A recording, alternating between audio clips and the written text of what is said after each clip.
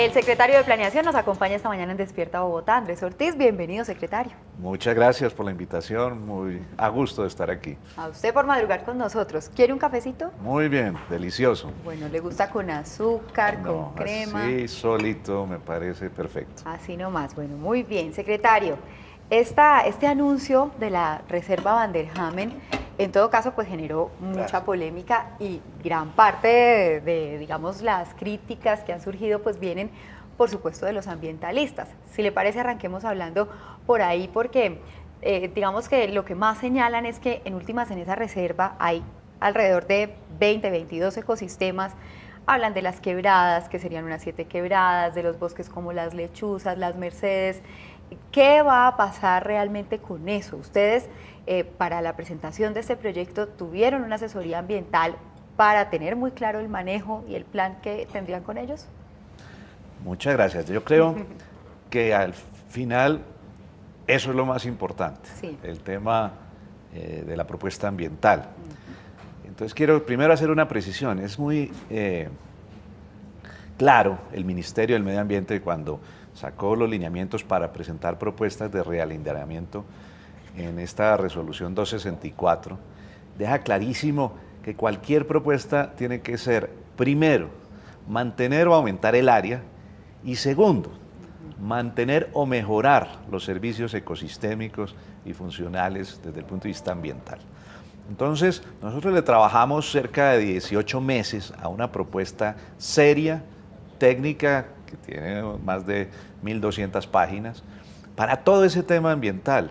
Estudiamos todos los trabajos previos, el que hizo la Universidad Nacional, Remolina Chisacá, el doctor Perry, el que hizo el Instituto Humboldt, y presentamos una propuesta que coincide mucho más con todos esos estudios, que es más ambiciosa. Recordemos que la propuesta del alcalde pasa el área netamente ambiental, que se llama de preservación ambiental, la pasa de 634 hectáreas a 1.104 hectáreas, la aumenta prácticamente en 500 hectáreas.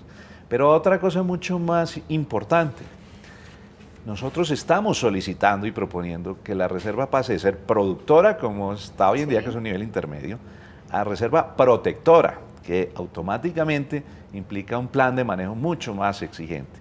Entonces, nosotros sí estamos convencidos que nuestra propuesta es mejor en lo ambiental. En el estudio se presentan los escenarios comparativos de los servicios ecosistémicos, pero además estamos seguros que si no es mejor en lo ambiental, no la van a aprobar.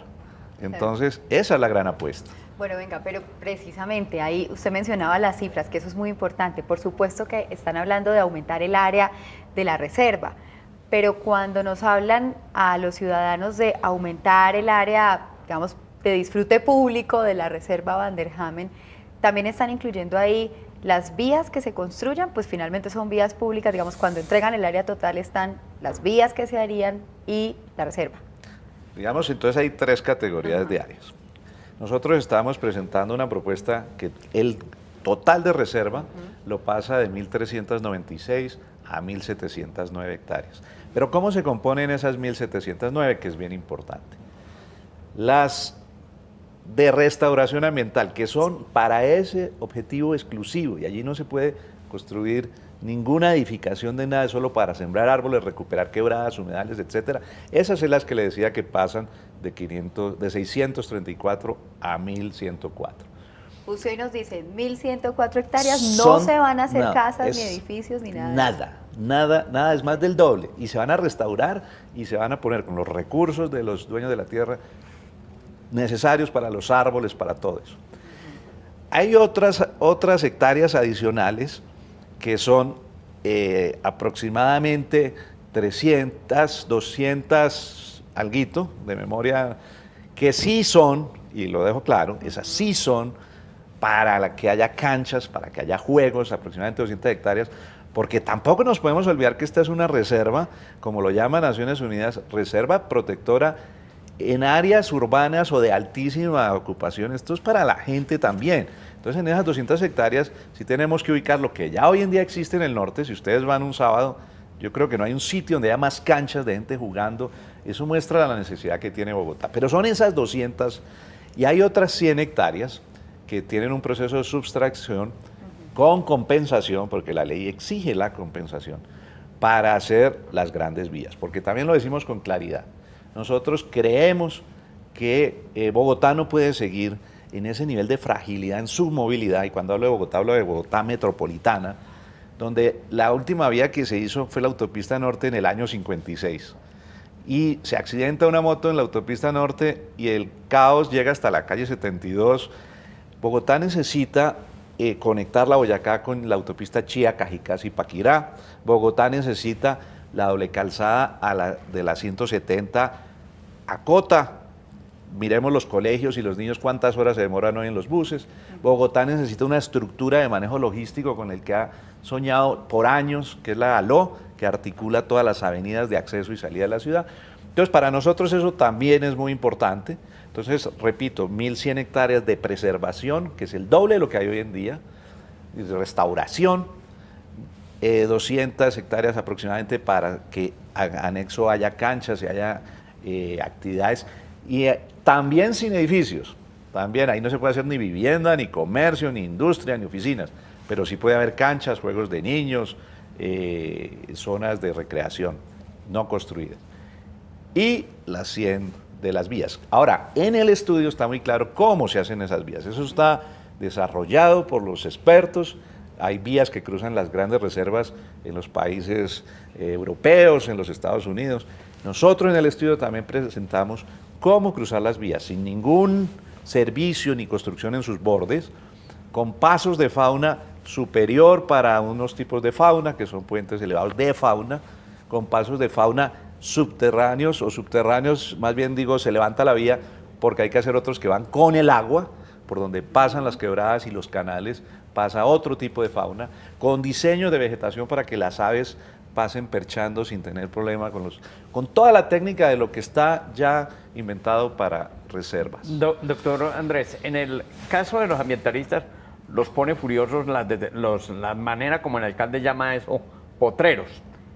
En esos potreros que llaman alcalde, uno podría pensar que se va a urbanizar algo, en la reserva se va a urbanizar algo, o no se urbaniza absolutamente nada, porque yo veía unos renders que montaban los opositores y llegaban y decían, no, mira aquí, y colocaban ahí edificios. ¿Eso se va a hacer? ¿Algo se va a hacer o no? A ver, a mí me tiene muy entusiasmado el hecho de que como el lunes presentamos nuestra propuesta con planos, con documentos, el debate se vuelva cada vez más técnico sobre hechos concretos, sobre la propuesta escrito y menos especulativo. Y yo les puedo garantizar aquí que dentro de las 1.700 hectáreas no se va a urbanizar nada. Como ya lo dije, sí van a cruzar unas vías, sí van a cruzar técnicamente unas vías. Pero dentro de esas 1.700 hectáreas que presentamos de propuesta, nada.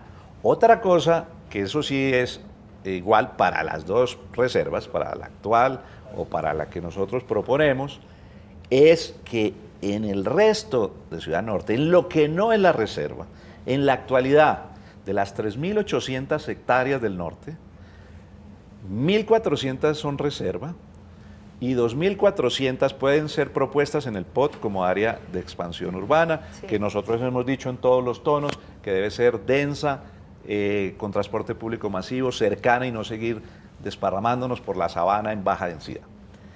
Con nuestra propuesta, esas 3.800 hectáreas del norte tendrían 1.700 de la reserva y 2.100 donde se puede proponer en el nuevo POT expansión. Entonces, bajamos de 2.400 a 2.100 en lo que se puede proponer de expansión y subimos de 1.400 a 1.700 la reserva. Eso lo quiero dejar claro. ¿Por qué nos han atacado a veces con el argumento? Es que, como, claro, un realinderar, en otras palabras, es ajustar la forma de la reserva.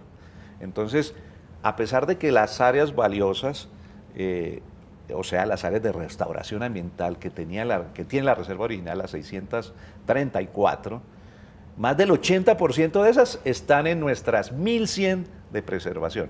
Pero nosotros estamos incluyendo otros canales, otros cuerpos de agua. Por ejemplo, uno muy importante, la conectividad que tiene la reserva actual, que es trascendental, es la de Cerro La Conejera, Quebrada La Salitrosa, Humedal La Conejera y llega al río Bogotá. Pero hay otra fundamental que es en diagonal hacia el norte, que permite conectar con el Cerro del Manjuy en Cota.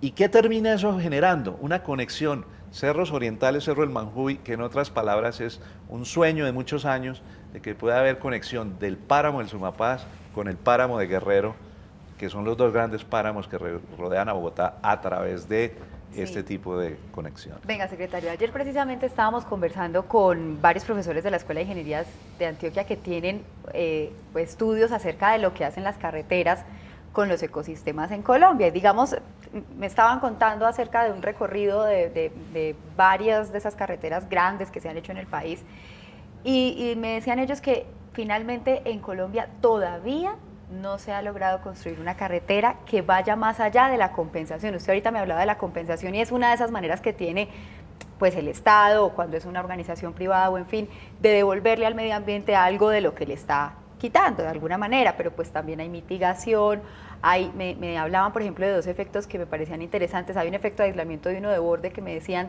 en ninguna parte han logrado satisfacer ese efecto de borde y ese efecto de aislamiento, que lo que quiere decir es que uno aísla a las especies y no se pueden conectar unas con otras cuando pasa la carretera por la mitad, y el de borde es que alrededor de la carretera en últimas pues las especies se retiran porque por el ruido, porque por la contaminación y empieza a disminuir el número de los animales en últimas alrededor de esas carreteras.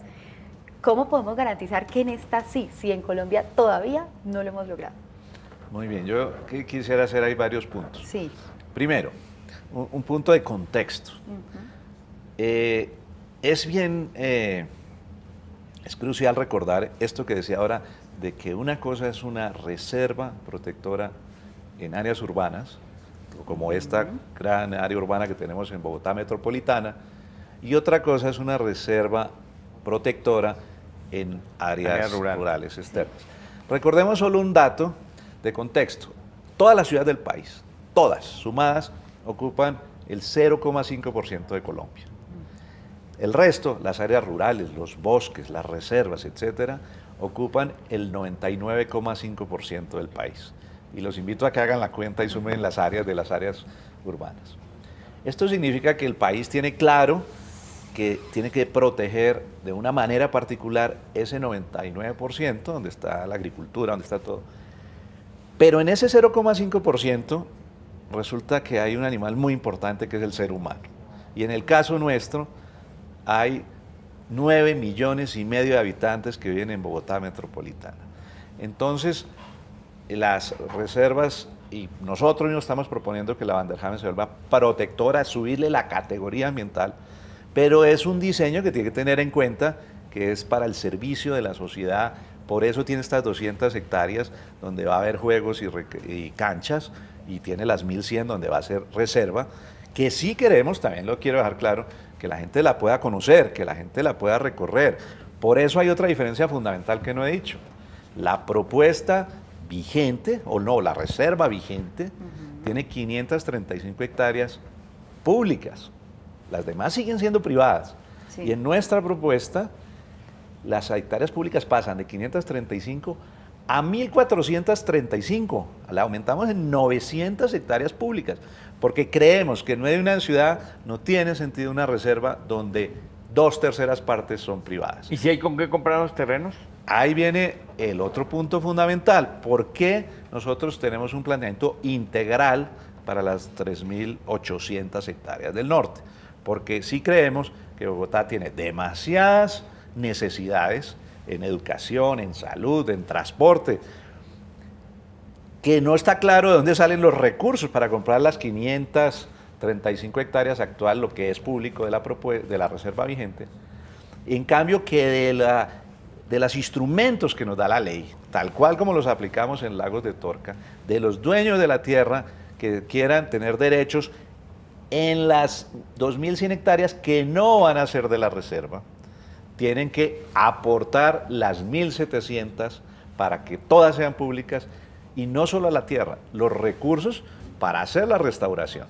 Porque, siguiendo con la pregunta inicial, ¿Por qué esta conectividad en nuestro documento está estudiada al detalle? Porque como esta reserva se va a recuperar lo que existía hace muchos años, por eso es un planteamiento de restauración, así está, y la idea es quitar los invernaderos y quitar las construcciones que no deban estar, porque en la reserva no debe haber ese tipo de cosas, pues es la oportunidad de construir todo al tiempo, la restauración de la reserva, las vías, pero con los correspondientes pasos de fauna, pasos de agua, pasos de aves, etc. Pero espéreme que me dejó más preocupada con un pedacito que me acabo de decir. A ver si yo si interpreté muy mal, usted me corrige. Le entendí que a los que son dueños hoy de tierras en la reserva, tierras que necesita el distrito para la adecuación que tenga que hacer, para las vías y en fin, les va a tocar aportar sus tierras o dinero o en fin, pero que los van a compensar con tierras o con algo alrededor y ahí podrían tomar decisiones y construir entonces edificios o casas muy al lado de la reserva. Pero en cualquiera de los dos casos, lo que quiero, volviendo a las áreas principales, en cualquiera de los dos casos, en la situación actual, la reserva tiene 1.400 y el POT puede proponer y lo va a hacer en las otras 2.400 expansión de la ciudad. Nuestras cifras han mostrado y afortunadamente el censo lo tenemos ahora en mitad de año y nos va a ratificar las cifras de crecimiento de la ciudad, pero Bogotá viene creciendo 100.000 habitantes año y es mucho mejor crecer cerca, denso, compacto, con transporte público, que seguir en baja densidad por toda la sabana consumiendo 5 y hasta 10 veces más tierra por habitante, más tierra por vivienda que lo que se puede hacer. En cualquiera de los dos casos, pero la gran diferencia es que en la posibilidad, en la reserva actual, la reserva hay que comprarla y las 2.400 se pueden proponer de expansión, tendrán que dejar sus parques de urbanización, pero no aportan nada para esto. En nuestra propuesta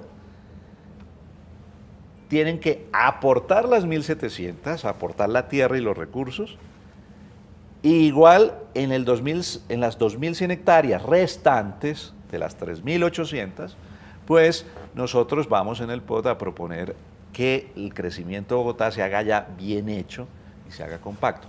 Pero, insisto, qué pena ser reiterativo, por fuera de la reserva, dentro de las 1.700 no habrá un edificio. Y en la actual también, a través de todo, por todo el borde, a los mismos metros, se puede proponer expansión en el nuevo POT. Venga, si no venden, si no entregan, normalmente pues hablaríamos de expropiar algunos terrenos. Indudablemente, ese es un camino que siempre hay que tener presente, que la ley lo permite. ¿Y por qué? Porque en el tema urbano sí que es cierto, y en el tema de ciudad, que el interés general tiene que primar sobre el particular. Pero le cuento un poquito del Lago de Torca, que estamos muy entusiasmados cómo va el proceso. Hace algo más de un año el alcalde sacó el decreto Lagos de Torca, al que le trabajamos muchísimo, muy novedoso en el sentido ambiental, muy novedoso en lo urbanístico porque es tremendamente ambicioso. Primer proyecto en Colombia donde el 50% de las viviendas van a ser subsidiadas, de interés social y prioritario. Y muchas personas se acercaron a decirnos, eso es demasiado exigente, eso no va a cerrar, la gente no se le va a medir a eso porque están pidiendo demasiado, porque es el primer proyecto en que se pidió que todas las vías, las redes matrices de acueducto de alcantarillado, etcétera, etcétera, todo fuera por cuenta de los dueños de la tierra, primera vez.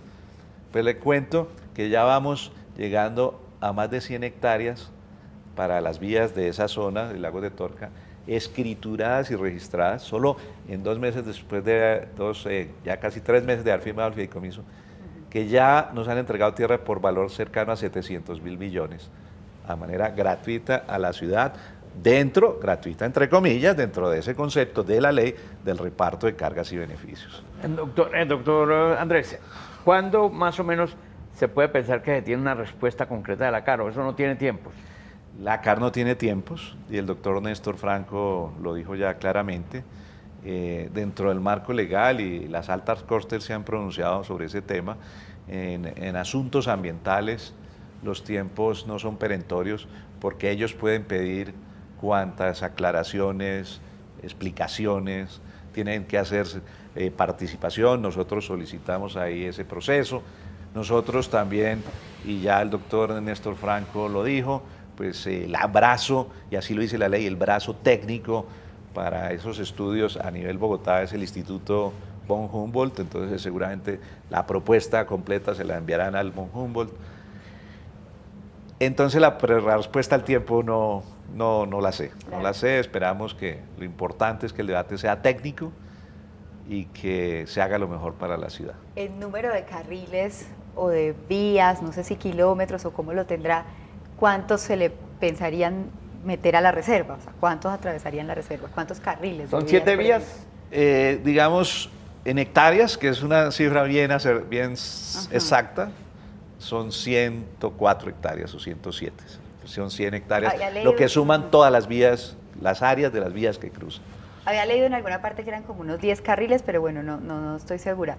Y no era posible, por ejemplo, ampliar solamente la Subacota o tirar por ahí solamente la ALO y no tocar más y más bien en el norte más hacia los cerros. Por ahí leía una que va desde la 166 hasta la 224, digamos, ¿no había más bien otras posibilidades? Yo los invito a que también revisen todos los que estén interesados. En el estudio, dentro del estudio que radicamos, también radicamos un anexo, un capítulo, sobre la movilidad. Porque ese tema ambientalmente también es muy importante. Y se muestra en el estudio, y están las cifras, los conteos y todos los cálculos. Se muestra que el hecho de que la gente viva cerca de Bogotá en gran densidad o que siga creciendo Chía, Cajicá, Zipaquirá, en baja densidad, Cota Cota tiene ya mucho en baja densidad, Sopó, La Calera, como digo, ocupando hasta 10 veces más tierra por cada vivienda, más sabana igual de valiosa.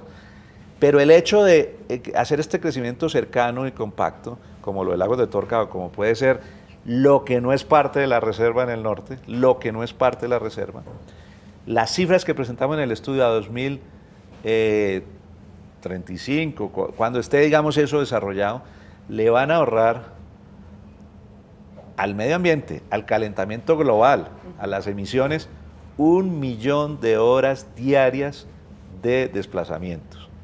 Eso es ineficiencia energética, contaminación y muy, muy dañino para el medio ambiente. Entonces, por eso las áreas protegidas urbanas buscan ese equilibrio entre el desarrollo urbano y la preservación ambiental, la restauración ambiental, la protección ambiental, y eso es nuestra propuesta. Nosotros creemos que eso es viable, que las normas internacionales y nacionales lo tienen establecido, y que aquí hay que tener claro que la reserva es para los bogotanos. ¿No se está privilegiando la movilidad por encima del medio ambiente, secretario? Yo quisiera que hablara con gente de Cota, de Chía, de Cajicá, que hablara con esta gente. No, yo sé que es una necesidad. Es dramático, y yo creo que de verdad, es que llevamos 60 años sin conectarnos y ya la sabana tiene 1,5 millones. Nuestras cifras del diagnóstico del POT nos muestran que a 2050, que hay que hacer 2.6, 2.7 millones de viviendas, pues el gran volumen, la mayoría de esa vivienda, incluyendo lo que se puede hacer en el norte, pero la mayoría va a estar en la sabana, porque ya en Bogotá pues se hará todo el esfuerzo en renovación urbana, pero la ciudad tiene un límite, y para mí uno de los límites fundamentales que tiene la ciudad es el espacio público. Nosotros no podemos seguir metiendo gente, si hay que renovar, pero respetando unos estándares mínimos de espacio público por habitante. ¿Pero usted cree que se van a echar a la basura, porque eso decía un profesor de la Universidad Nacional, 40 años de estudio de Tomás Van der Hamen sobre la reserva? Para nada. Yo los invito a que, bueno, en el estudio está, en la comparación de escenarios, hay una compilación de los estudios que ha habido sobre el norte, por eso les hablaba de los estudios que hizo la Universidad Nacional, de los que hizo en el pasado el von Humboldt, de los que hizo en el pasado Remolina y Chisacá, de los que hizo el doctor Perry. Hay una compilación y los mismos conceptos fundamentales del doctor Van der Hamen, que entre otras cosas, y quiero decirlo expresamente, la idea de crear esta reserva en el norte es una idea maravillosa, es una idea que la tenemos que concretar, la tenemos que volver la realidad. Ahora está en el papel. Está en el papel, pero lo que tenemos es que encontrar mecanismos para que se concrete, que se haga, porque lo que nadie tiene duda es que construir esa gran reserva en el norte es necesario y una idea maravillosa.